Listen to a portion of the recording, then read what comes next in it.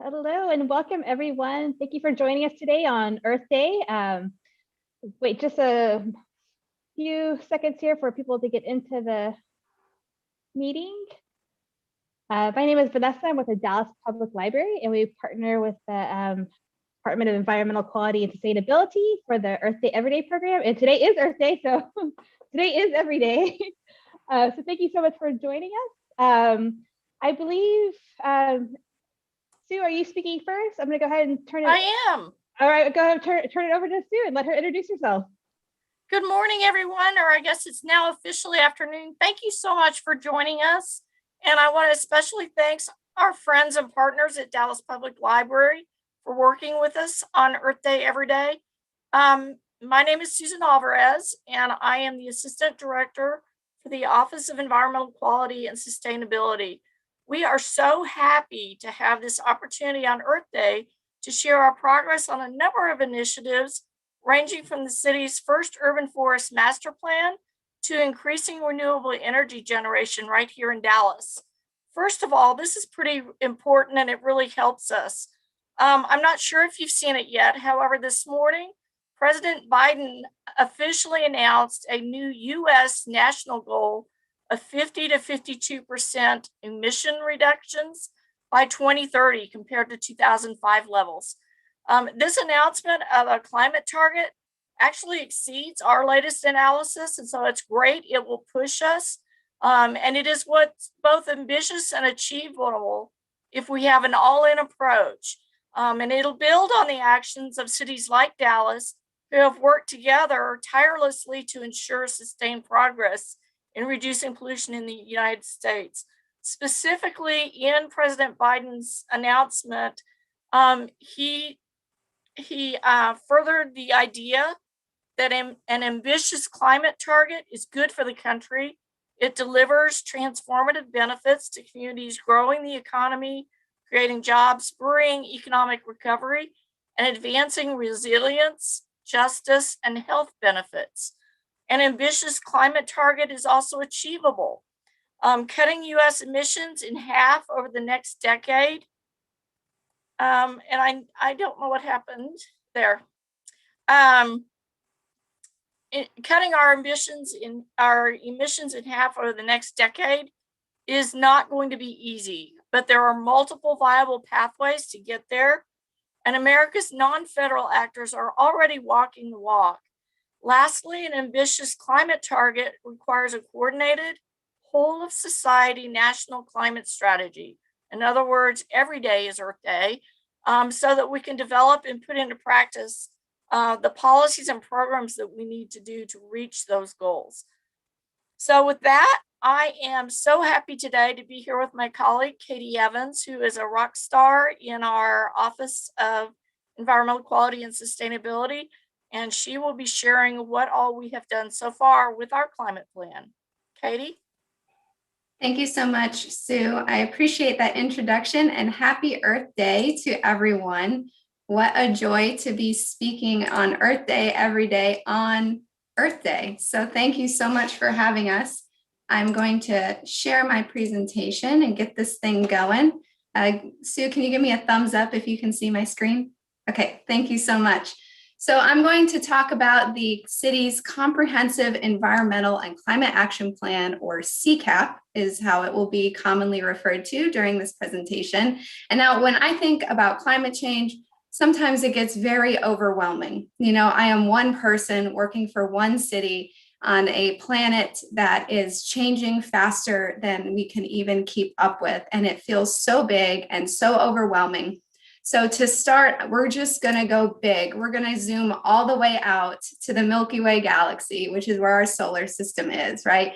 We are just one teeny tiny little pixel in this picture. So let's start taking it in a little bit to put this in context, right? We zoom in a little bit, and here's our solar system. We zoom in a little bit more, planet Earth. This is what we're talking about today. This is what we're celebrating today on Earth Day. And I want to talk a little bit about what we are doing here at the City of Dallas to support and improve the health of our planet. So zooming in a little bit more, we have the United States, we have the great state of Texas, and we zoom into DFW Metroplex, and we take it in a little bit more, we have the city of Dallas. It's hard to see in this image, but there it is. You can see it there. There is centraltrack.com. It's a local newsletter. They listed a list of everything that Dallas looks like, including Charmander, the Pokemon. That's my favorite. And so Dallas is this Charmander shaped shape in the east side of the DFW Metroplex. So what is Dallas doing? You know, what is Dallas doing to support climate action? So you're sitting there, you're wondering this, you're eating your lunch, and you click on to Dallas Morning News, and you find out that the Dallas City Council unanimously approved the city's first climate action plan. Now, this article is actually from May of last year, May 27th, 2020, almost exactly a year ago, 11 months ago. The City Council unanimously approved the city's first Climate Action Plan, or CCAP. And that's what we're here to talk about today. What have we been doing since then? So you want to learn more about CCAP, and you click over to dallasclimateaction.com to see how far we've come, to learn more about the plan, and you want to read a little bit about the CCAP itself. Well, it's 250 give or take pages. And so I'm going to sum it up for you briefly. And this quote from our Mayor, Eric Johnson, really summarizes what the CCAP is all about. It says, with equity and inclusion as core values, the CCAP proposes solutions that will improve our natural environment, our educational and economic outcomes, the affordability of our housing stock, and our transportation systems. So CCAP is designed to not just decrease the city's impact on climate, but to improve quality of life overall for our residents. Now, there's a word in there that I want to touch on specifically, and that's equity. What is equity? We know that equality and equity aren't the same thing. Just because you give everyone the same resources doesn't mean that they are able to use them, right? And so equity is really meeting people where they are and getting them to the same level as everybody else. We know that climate change is going to affect everyone, but is not going to affect everyone equally. And that's really important as we go through the implementation of CCAP, because the frontline communities that are going to experience the hardest impacts of climate change, and they're going to experience them first, they have the least means to adapt. And so equity is at the center of this plan, and the city is continuing to work with vulnerable neighborhoods through the implementation of its climate action plan. So what are these challenges that we're facing here in Dallas? Well, we know in the next 30 years, the average annual temperature will increase by as much as 5 degrees Fahrenheit. We're going to see more extreme days of heat, and the air quality, the poor air quality, will be exacerbated by that increasing heat.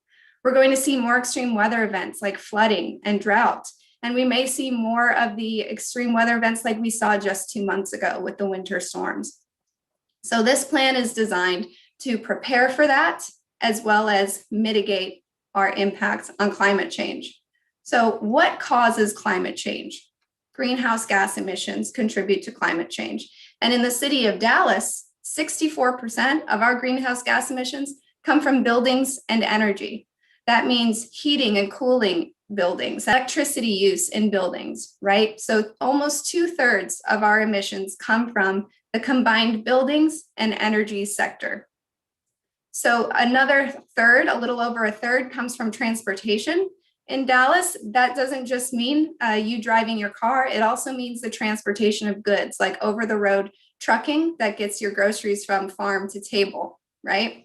And so the remainder of our greenhouse gas emissions come from industrial processes, manufacturing, things like that, with the last 1% coming from our solid waste and wastewater treatment. That's our landfills and our wastewater treatment plant. So what are we doing about it? What's the climate plan? What's the plan? What are we doing to address greenhouse gas emissions in Dallas and also improve quality of life overall? Well, we've got that plan that you might have already clicked over to at dallasclimateaction.com, which is divided into 8 CCAP goals. Now, I won't read all of this right now because I'm going to talk about each one of these individually.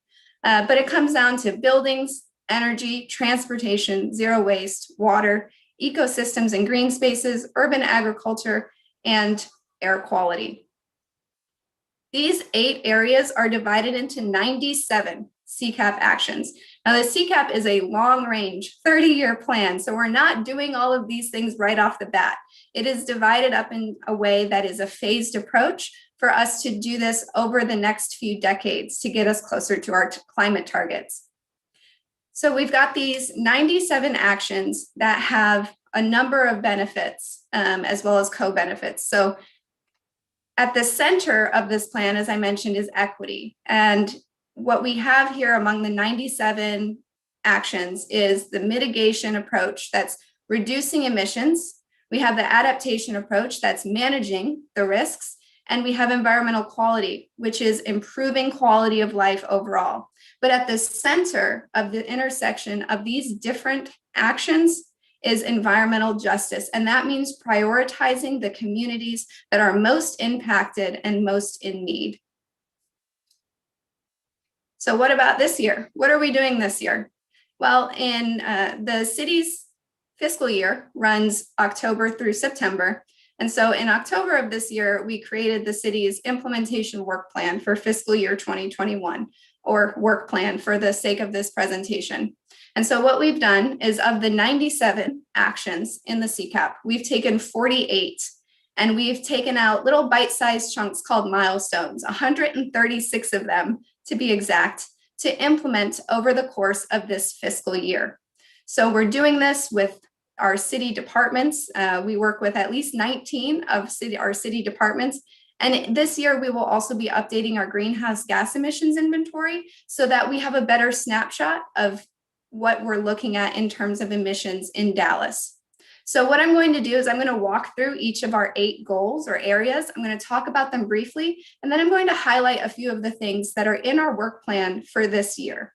I'll also touch on how much progress we've made as of March 31st. So we'll talk about each sector. We'll talk about goals and targets, why it's important, and then I'll talk about where we are in each sector.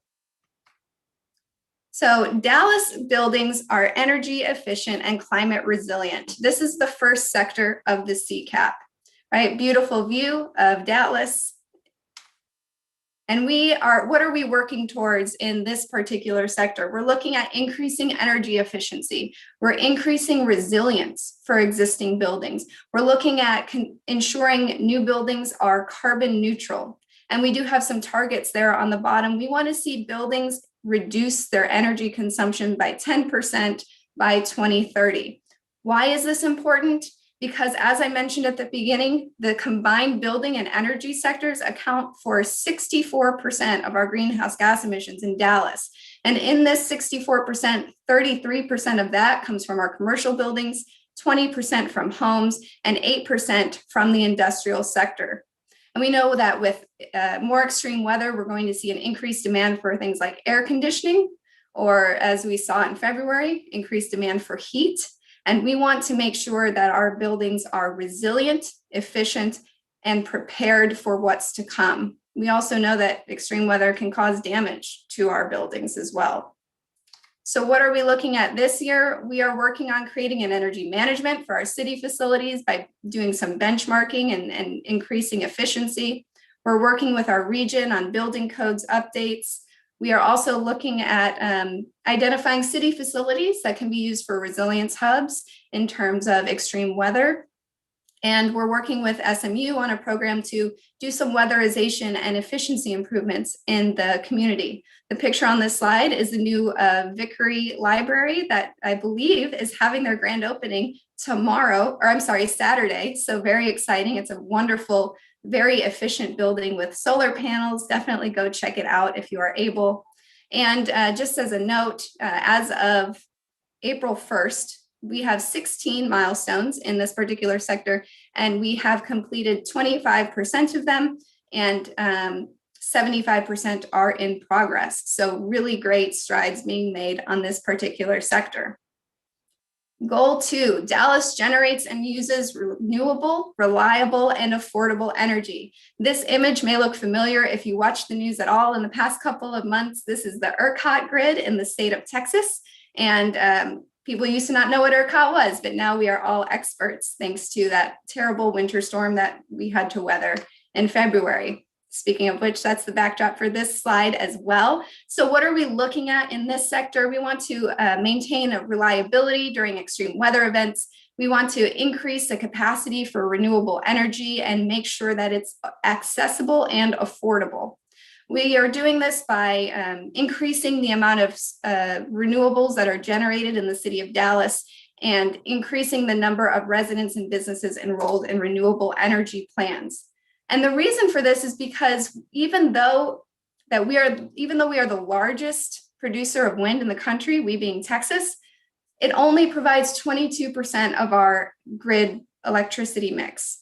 So we are still primarily reliant on fossil fuels. We want to see more grid resiliency because we saw storms in 2019, straight line windstorms and tornadoes, and in 2021, the winter storm that left us without power for days. And as we all saw, that has huge public health and economic implications. So what are we doing? We have received a technical assistance grant from the National Community Solar Partnership, and that provided us with some roadmaps to develop community solar projects that are currently in the works. And again, we are working on some regional building code updates to address the potential for including solar wiring and EV charging wiring in our building code. So lots of things in the works there. And as you can see from our pie chart, we are well underway in this sector. Goal 3, Dallas communities have access to sustainable, affordable transportation options with a lovely image of one of our DART light rail trains. And here we have a picture of my bicycle on a DART train as well. And so what are we looking at here? We want to see people moving in fuel efficient vehicles. We want to reduce the number of trips where people are driving by themselves. We want to see jobs and housing and transportation together in a way that makes it easy to utilize public transportation options. And we want it to be safe and reliable. How are we doing this? We want to increase the number of publicly available EV charging stations. And one of the ways we are doing this is with a grant from the Volkswagen settlement. So we will be expanding the number of electric vehicle charging stations that are on City of Dallas property. We are conducting a fleet electrification study, and we want to see the shift from people traveling alone in their vehicles from 88% to 79% by 2030. Why does this matter? At the beginning of the presentation, I mentioned 34% of our emissions come from the transportation sector, and 76.8% of Dallas residents drive to work alone. Now, this may have changed since the plan was created. As we all know, many of us, myself included, are still working from home. So driving to work is not as much of an issue at the moment, but we want to see this sustained. We want to see this number reduced, the working from home, the mixed of transportation to work. We want to see that continue even after we get out of this pandemic. So despite the fact that DART has the longest light rail system, linear miles in the nation, people still drive their cars. And so some of this is changing our land use patterns. Some of it is increasing the efficiency of our DART network. We also know that a lot of our roads are in the FEMA 100-year floodplain. And so we want to make sure that our transportation network is reliable and multimodal and resilient. I mentioned that we're working on a fleet electrification study. We also have Connect Dallas, the city's strategic mobility plan that will be coming to City Council soon. And we're converting our streetlights and traffic lights to LEDs to reduce energy consumption as well. And again, our handy dandy pie chart, we have 24 milestones in the works for our transportation sector, and we are well underway with those. So goal 4, Dallas is a zero waste community. And here we have our one of our staff who is emptying a recycling bin What are we looking at here? We want to go beyond recycling, and we want to not just reduce, reuse, recycle, but refuse and reuse and repair. We want to operate an efficient waste systems. We want to see energy generated from organics. The city of Dallas McComas Bluff landfill actually collects the methane that is generated by the decomposition of organic material in the landfill and sells it as renewable energy. We want to continue and expand that program as we can. And this is important because we know that reducing waste has economic, health, and environmental benefits. We saw that the waste collection process was disrupted after the winter storms. So we want to make sure that we are able to deal with the collection and disposal of large debris that result from things like storms and tornadoes and things like that. And we also know climate change is going to impact the operations and infrastructure in the waste sector. The map you see here shows where landfills and transfer stations are relative to low income areas. So there is an equity component to this sector as well. What are we working on in fiscal year 2021? We are looking at our green procurement program for the city, being more sustainable in our procurement. There will be an update to our local solid waste management plan. And we are conducting take a peek audits. So looking at recycling contamination to help educate our customers on the recycling program. And this little picture you see in the bottom left, this is a fun game that's on the sanitation website where you can learn more about sorting your recycling. And so if you visit our sanitation page, definitely play the Quest for Zero Waste. It's a really fun way to learn about what's recyclable and what isn't. And as you can see from our familiar pie chart, we are well underway with our 10 milestones in this sector as well. Goal 5, Dallas protects its water resources and its communities from flooding and drought. Here you have the Trinity River going through the Great Trinity Forest, just south of downtown Dallas. What are we looking at here? Well, Dallas Water Utilities, DWU, has some wonderful outreach and education programs already. And so part of what we're doing in this sector is continuing and growing those outreach and education initiatives to conserve water and reduce water consumption. And so we will continue to grow and expand those programs. We will continue to look at infrastructure to protect our neighborhoods from flooding and to prepare them for drought, and work in a regional way to address water resilience and leverage our innovative approaches, strategies, and technologies. Why does this matter? Well, as I mentioned at the beginning, water, wastewater, they're not a huge part of our greenhouse gas emissions. But water is essential. Water is very important for quality of life, for public health.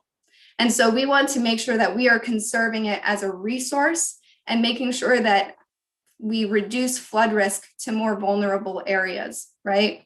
Between 2020 and 2070, we will see our existing water reserves decrease due to sedimentation and evaporation. As our communities grow, we want to make sure that we are using water in a sustainable way. So what are we working on this year? As I mentioned, we are continuing those ongoing outreach and education programs, and we are continuing to promote water conservation and making sure that our water infrastructure is resilient and will continue to operate even in difficult circumstances like we've seen. And as you can see, 26 milestones in this sector, we are making great progress in this sector as well. Goal 6, there's 8, so I am almost done, and then we will have some opportunity to ask some questions.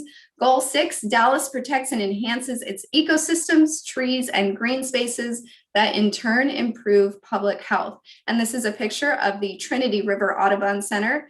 Just south of downtown, there are some wonderful natural resources just south of Dallas. And so I highly recommend, if you've not been, to go check them out, Trinity River Audubon Center. So what are we looking at for this sector? Well, we want to continue to use these green spaces for climate adaptation benefits. Open spaces, green spaces, forests, they all help with carbon sequestration. They actually remove carbon from the atmosphere and help us to mitigate climate change. And so we want to increase and enhance these spaces, and we want to use these as a public health strategy, green infrastructure as a stormwater control strategy, reducing our urban heat island index. We want to increase access to trails. We know that even though City of Dallas has 388 city parks, 27,000 acres plus the Great Trinity Forest, which is 6,000 acres, only 60% of our residents have access to a park within a half-mile walk of their homes. And so we want to continue to expand our urban tree canopy. We want to continue to expand access to trails and parks, because we know that open spaces and trees, they don't just help with greenhouse gas reductions, they help improve quality of life, they help make people healthier, and they help make people happier. And this map you see here is a map of our tree canopy coverage in Dallas, meaning the density of the trees in Dallas. So what are we doing right now? We are looking at adopting our urban forest master plan, which provides a more cohesive plan for our trees in Dallas, the urban forest.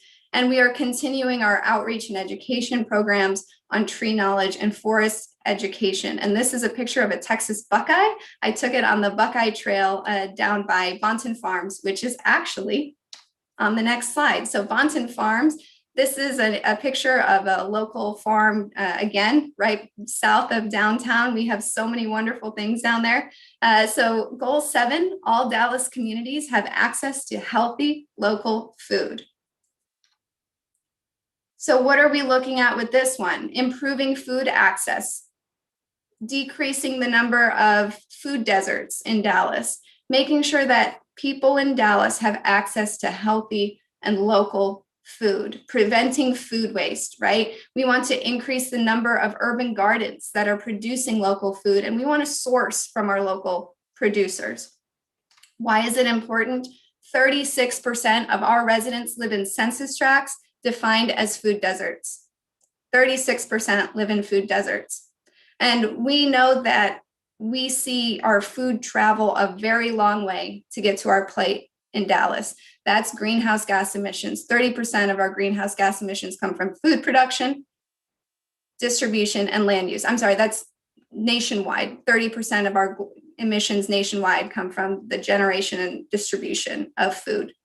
And we saw in our winter storm in February that the supply chain was disrupted as we went through that storm. We saw empty grocery shelves. And so we want our food system to be more resilient and less dependent on outside food suppliers.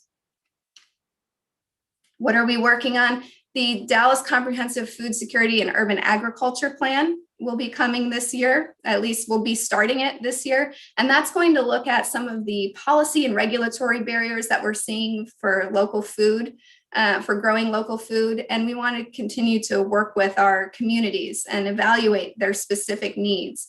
This is a picture of Big Tech's urban farms. I took it from the Dallas Morning News. We have urban farms here in Dallas, and we want to continue to support and expand them. And as you can see, we are making good headway with this sector with 17 milestones, but that big blue 47% chunk, that's our urban forest master plan. I'm sorry, urban agriculture plan. There's a lot of plans that we're working on. The urban ag plan, once we get it underway, we will see a lot of our milestones kick into in progress because it's very comprehensive. Goal 8, last but not least, all Dallas communities breathe clean air. And I'll go back to this slide. This is the Skyline Trail down by West Dallas, beautiful marshy area when it rains, lots of good bird watching down there. So objectives and targets, we're taking a comprehensive approach to addressing air quality at the neighborhood level. Almost all of the actions in the plan that I've mentioned so far somehow contribute to improving air quality in Dallas. So we have this specific sector of the plan because air quality is important, but I wanted to point out that so many of the actions in the plan in the other sectors contribute to improving air quality. So we're looking at meeting the National Ambient Air Quality Standards by 2030. Unfortunately, the North Texas, while our air quality is improving, we still aren't meeting our federal air quality criteria for ground level ozone. So a lot of our efforts are aimed towards meeting those requirements. We know that we are potentially moving from non-attainment, meaning we're not meeting our goals, to severe non-attainment, which means we're really not meeting our regional air quality standards. We know that air quality impacts public health, and we've seen a correlation between poor air quality and higher incidence of COVID. Some of these studies are still being done, so we don't have the concrete scientific studies yet, but we know that poor air quality does exacerbate health issues when it comes to things like asthma and cardiovascular disease. But what are we looking at this year? We're working with a couple of community nonprofits to install more of our non-regulatory monitors, meaning they aren't required, but they're there to help us understand more. And we did work with TCEQ to site and install an additional air monitoring station. So again, we are well underway with our 10 milestones in this section. So it's been a year. We've had the CCAP for almost a year. How is it going? Well, I touched on how it's going for each sector, but maybe you're still munching on your sandwich. This guy hasn't gotten very far with his sandwich, but he's still munching on his sandwich. He logs on to DallasClimateAction.com and clicks over to our dashboard, right? We have a great public-facing dashboard on our website that helps you follow along with what we are doing on our work plan. Now, it has not yet been updated with our Q2 reports, but we anticipate having it done by the end of this month, and you will be able to see how much progress we've made in terms of implementing our fiscal year 2021 work plan. Overall, we have completed 17 of our milestones with 62% in progress, so making wonderful headway. We are really doing a lot of great work, and it's thanks to our partners, internal and external. If you want to learn a little bit more, you can also click over to our Dallas 365 dashboard, where our city, the entire city has different things on this dashboard, so you can follow along with all kinds of strategic priorities with the city of Dallas. So just another way to see how it's going. So let's zoom back out. The guy's eating his sandwich. We're gonna leave him alone, and we're gonna zoom out a little bit more. Our friend Charmander, City of Dallas, what are we doing out? What else are we doing at the city to implement this thing? Well, we have 3 groups that we work with very closely. One is LEAF, that's Leading Environmental Action Forward, our internal stakeholder group of subject matter experts from other city departments. We also have our Environment and Sustainability Council Committee, made up of 5 city council members, chaired by Councilmember Omar Narvaez, who help us with any and all environmental issues in addition to CCAP. They provide guidance and advise us on our environmental initiatives. And then we have our Environment and Sustainability Task Force. This is a group of 15 members of the public from all different subject matters. They are subject matter experts, and they help us with CCAP implementation as well. And they are working to form our formal environmental commission, which we'll touch on at the very end of this presentation as well. So a lot of experts, a lot of wonderful resources that we rely on to implement CCAP. Now we're going to zoom out a little bit more to the regional level. So we're back at DFW Metroplex, where we are participants in the North Texas RISE Coalition. Now, this is the regional integration of sustainability efforts, where we work with other cities in the Metroplex and the North Central Texas Council of Governments to engage in peer exchange opportunities and to support sustainability and environmental initiatives.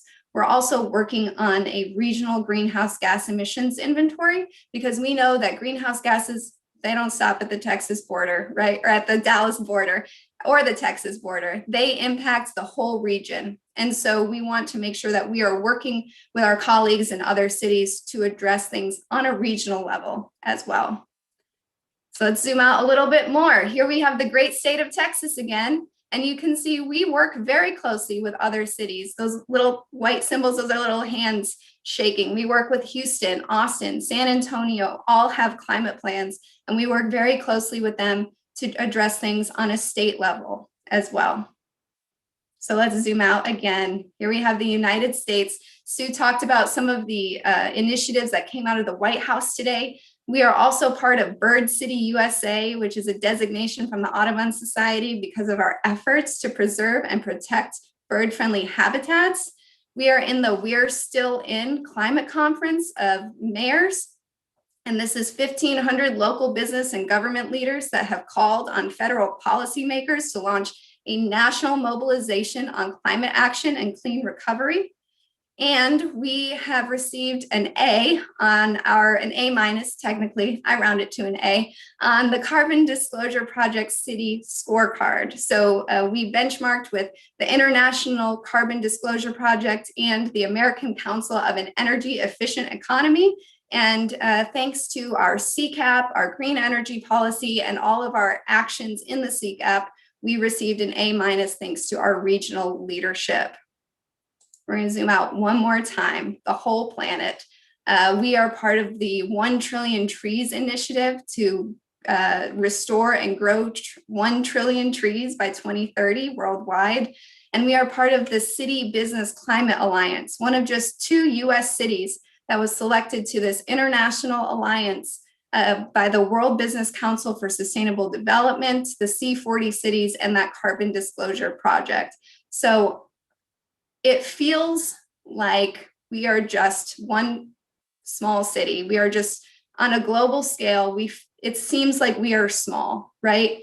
But at the end of the day, you, me, the city of Dallas, we are making a global impact. And each of us contributes to that. And with that, I want to wish you all a very happy Earth Day. Please follow along with us at DallasClimateAction.com. And I'm going to turn it back over to Sue Alvarez to close us out.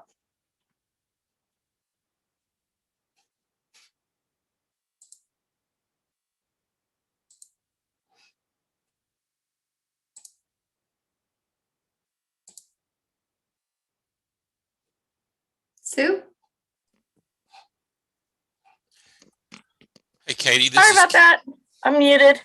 So we have a little bit of time, and I noticed there's some questions in the chat. Oh, great. So I originally promised I wasn't going to be parsing questions, but I guess I'm going to be parsing questions. So the first one that I can see is related to details on the community solar program. Sure. Yeah, go ahead. Unless you want to take it. No, I'm gonna let you take it. So the community solar program, there are a couple of things in the works, and we are still kind of figuring out some of the details. But what we're looking at doing is helping address some of the energy burden for low and moderate income homes by supplementing some of their energy use with renewables. There are 2 different methods we're looking at this with. One is actual rooftop solar, potentially supporting some rooftop solar initiatives in some of our communities that experience a higher energy burden, meaning the percent of their income that is spent on energy. And another way we are looking at this is with some land in Dallas that is no longer usable, typically landfills, right? You can't build anything on a landfill. And so we are looking at putting a solar farm on some unusable land in order to supplement some of that energy consumption and offset some of the cost. So without giving away too many details, since we are still working through some of that, that's kind of what we're looking at with the community solar program. That's a great question. So one of the other questions I'm going to deflect to Danielle McClelland, who manages our zero waste program. Francis McGee would like to know when the local solid waste master plan will be updated, and will there be an opportunity for citizen input? That's a very good question. This is Danielle McClelland with OEQS Zero Waste Team. So the sanitation department is working with their consultant Burns and Mack right now to develop that update schedule. They are scheduled to present that to the city council, and they will be going to the public for input this summer. We don't have the exact timeline, but you can expect that to happen in this calendar year. And if you're interested in being contacted when it's time for public input, again, there'll be an opportunity, lots of opportunity for public engagement. If you'll send an email address to dallasrecycles@dallascityhall.com, I'll put that link in the chat. Then we'll add you to the distribution list when those meetings are available. And I'm sure there'll be a mixture of virtual and possibly some in-person meetings, but for sure virtual opportunities. So, Thank you. thank you, Danielle. So stay posted. There's another question related to Bill Gates' book, How to Avoid Climate Disaster. And apparently Mr. Gates, being an expert on all things climate science, is indicating that the biggest culprit of producing greenhouse gas is making cement, steel, and plastic. And she did not see this explicitly addressed. Has it been taken into consideration? Yes and no. The Dallas Climate Action Plan is based on using the international ICLEI standards for doing a greenhouse gas inventory. We do the scope 1, scope 2, and scope 3, which is generally local and transportation related. And so we've done them within the inventory in Dallas. We have not done a compensation, or that's not the word I'm looking for. The word I'm looking for is where you use things. We haven't done that type of an inventory. And that's probably coming down the road, but right now our inventory is based on international standards that don't necessarily use greenhouse gas from cement, steel, and plastic. I will say that plastic is based on fossil fuels. And so the more plastic you use, the more you are sustaining the oil and gas industry. Another comment related on that is it's impossible to get to zero emissions through wind and solar. What other energy sources are we considering? We're looking at a wide range in power sources. We are not limiting any one category. And I think it's important to make sure that we do have a range. I think some of our challenges in February are based on our reliance on electric energy and gas, and both our electric energy and our home energy from gas was troubled. Ironically, the nuclear plants in Texas shut down because their cooling towers froze.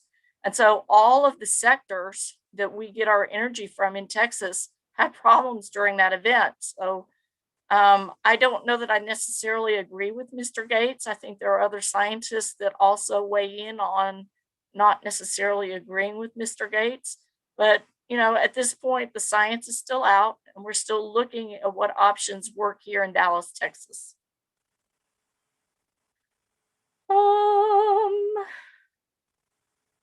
I don't see any other questions. Are there any other questions? There's a question that he, meaning Bill Gates, also states it would be impossible to get to zero emissions through wind and solar power. I just answered that one. Oh, I'm sorry. I was looking for questions. Yeah, my answer was I don't necessarily agree with Mr. Gates, and there are other energy experts in the state that don't necessarily disagree or don't necessarily agree with Mr. Gates. Mm-hmm. And that I think we need a wide range in power sources. That's what I get for typing while you were talking. I wanted to point out, I forgot to mention in my presentation, the Environment and Sustainability Council Committee meets on the first Monday of the month at 9 a.m. and those are public meetings you can stream. So that's what I was typing while Sue was sharing her expert opinion on energy. So my apologies. There is another question though, that North Texas is designated a severe non-attainment area. What are the resulting impacts for economic development? That's a really interesting question, and I am not an economist. We did have an economist that joined us for our North Texas Climate Symposium. The head of the U.S. Federal Reserve Bank in Dallas talked some about that. And the jury's still out, mainly because we have not determined whether we need to upgrade our state implementation plan for air quality. And we have not determined what actions that we will need to be implementing as a region to address our current status of non-attainment, let alone severe non-attainment. What I do think is both of those classifications for air quality help us with the measures in our CCAP that are addressed towards improving local air quality, because those measures that we're taking to reduce emissions should also help reduce the precursors to ozone, which is what we are in non-attainment for. I know Kevin Overton is also on this call. He may be able to answer that better than me. Well, I think the simple answer is that we're not exactly sure yet what economic impacts the state may put on the region, or the EPA may put on the region, if we go to severe non-attainment for the 2008 ozone standard. There's several options that they may do, but since there is a newer standard, an even lower standard, it's really difficult to say what those impacts will be. But I mean, some of the things that they could do are they could eliminate drive-through businesses. That would be difficult to do with the COVID situation right now, but that's been something that's been looked at in the past. I sincerely doubt that they will cut transportation funding. They did that one time in Atlanta, and it was a disaster for Atlanta, and I doubt they will ever do that again. So the changes, there will be some restrictions. A lot of it will be on industry, but it's difficult to say right now until their plan is proposed what the exact impacts will be. I know that's not a real clear answer, but that's really the best I can give. Thanks, Kevin. Appreciate your input. Kevin is on our air quality team in the Office of Environmental Quality and Sustainability. We do have a question from Rita Beving. When do you anticipate the new building codes to be completed? Meaning, when do you anticipate Dallas to adopt new codes? So the way that process works is right now, the North Central Texas Council of Governments, that's our regional Council of Governments, is looking at the new international codes. So they're going through a process with various committees looking at these different codes. And that process, which we have an involvement in, some of our building folks are on those various committees. That process will be through June. So we anticipate that we will have the regional code this summer, and then the city goes through its own review process, and it looks at all of the regional codes and proposes various amendments. And there are a number of public meetings and things that happen during that process. And so we do anticipate seeing the Dallas codes update being complete in 2022. So we're looking at about a year process before Dallas sees an update to its codes, just because it's a lengthy review process. There are a number of public meetings and things like that, and that will be the 2021 codes. So these codes come out every 3 years. So hopefully we will see something at the beginning of 2022.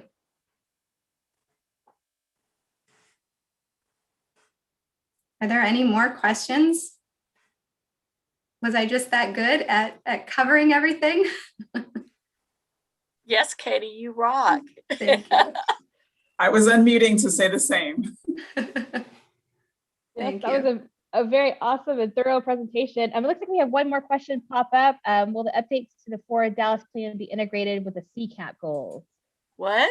Vice versa. So will the updates to the Forward Dallas plan be integrated with the CCAP goals? I think I understand, Francis, what you're asking. So we do have CCAP representation on the various committees for Forward Dallas. Forward Dallas is the city's update to their comprehensive land use strategy, meaning the plan that tells us how we are using land in the city of Dallas.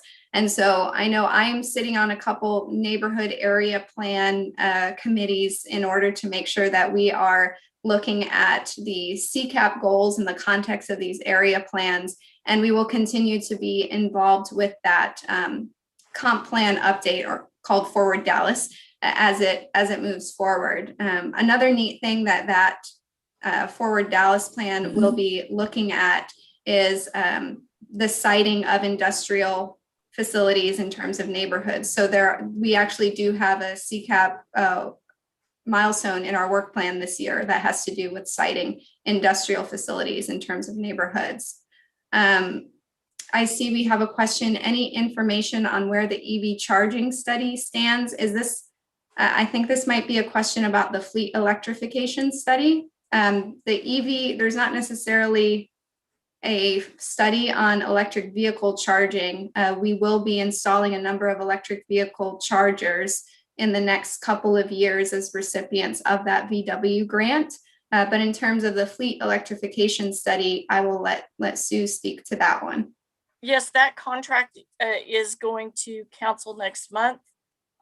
We are currently pulling the data to support that contract, and I need to augment what Katie has indicated. We do expect recommendations as a part of our fleet electrification study on where it makes sense to add some both fast and traditional slower charging stations to the Dallas network. So we anticipate some recommendations as a part of that work effort. And I see, thank you, Sue. I see we have another question. I realize this is minor and relative scheme of solving climate crisis, but would Dallas consider banning plastic bags in grocery stores? We did, and we can't anymore. The state says that Texas cannot ban plastic bags in grocery stores. Dallas actually banned them for a short period of time, and it was repealed by the state. And there's a follow-up question as to why not. So I will let someone else who was with the city during that time address that question. The city and the city of Austin, and I believe the city of El Paso all got sued for the state for violating state law related to waste practices that specifically precluded us from doing what we did. And so I will say in the 5 months that we had that program in place, we garnered a little over, I think it was like $1.1 million at 5 cents a bag. That's a whole lot of bags. And that is how we funded the climate study, was through the monies collected in our short-lived single-use plastic bag ban program. And with that, I don't see any other questions. Sue, I believe it's your turn to close us out. Oh, Katie, as usual, I love what you did in kind of taking us from macro to micro and back out again. And we've shared a lot of good information on what we're doing. If you are like a lot of people, you may be thinking, what can I do? Well, we have more ideas to share with you.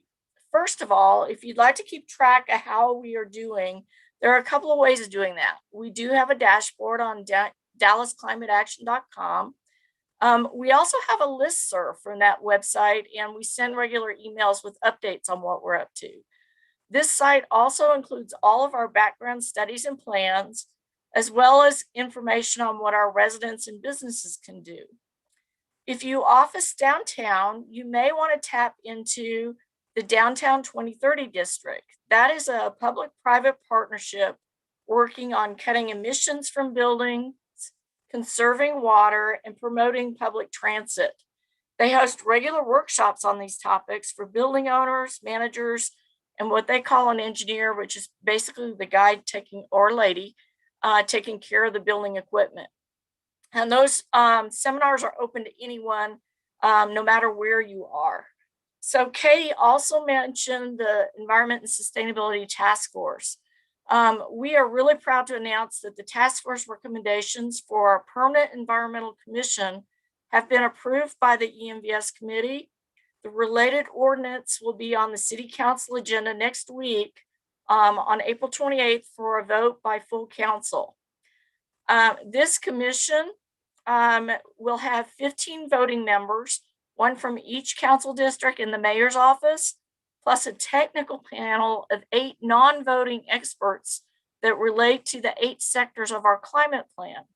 2 of the members are specified to have public health experience, and the ordinance also includes formation of a standing environmental health committee to investigate related concerns as they arise. So if you have an interest in serving on this commission, please let us know. And I think that you can let us know through the Dallas Climate Action website or emailing anyone that's on this call today. Lastly, Katie introduced the City Business Climate Alliance. This partnership is helping the city to work with our local businesses towards implementing the CCAP. You'll remember she also showed that a majority of our buildings and energy emissions are coming from that business sector. If you are interested in working with us on this opportunity, we're just now starting that process. Please reach out and let us know. If you have other ideas, other great books we should be reading, there's actually several new climate books out. Let us know that as well. And with that, I want to sincerely thank Katie and our staff who pulled this presentation together today. I totally appreciate our friends at Dallas Public Library for helping us also to put on this presentation today. And I appreciate all of you for taking a little bit of time out of your Earth Day to come join us for this presentation today. So thank you all. Have a wonderful rest of your Earth Day. Yes, thank you so much. So just for everyone on the call, if you missed it, or if you want to send this presentation to a friend because it has such great information, we will be sending up a follow-up email that has the recording and also a copy of the PDF slides. If you missed any of the information, you can have that. And if you're wanting to know what to do with all your plastic grocery bags, we are having a program this evening, how to turn those plastic bags into a reusable bag you can take shopping with you. So the link is in that. We also have this afternoon, if you have any young ones, or if you just like chickens, Bonton Farms for Earth Kids will be talking about their chickens they have. And our next Earth Day Every Day will be in May, and it will be talking about birds and how birds interact with the environment. So I put the links in there. Thank you all so much, Susan and Katie and everyone else from your department for sharing information and making this a great Earth Day and showing all the positive things that are going forward in the city. Thank you so much. Happy Earth Day. Happy Earth Day.